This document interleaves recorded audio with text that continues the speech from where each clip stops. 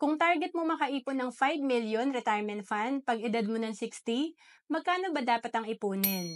Depende yan sa kung ilang years pa ang meron ka. Kaya importante talaga magsimula tayo ng maaga.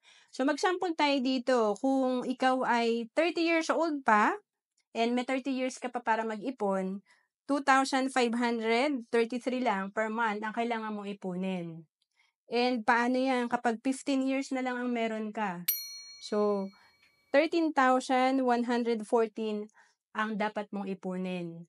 Kanina, 2,000 plus lang. Pero kapag kulang na yung oras mo, 13,000 na ang kailangan mo ipunin.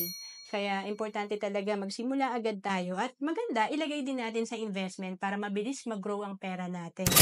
And kung naghahanap ka kung saan mo pwedeng ilagay ang iyong pera, especially pang retirement, pwede ka magsimula sa Kaiser. Ito yung level 1 investing na sinimulan ko rin noong 2012. Kasi dito tatlo na yung meron ka.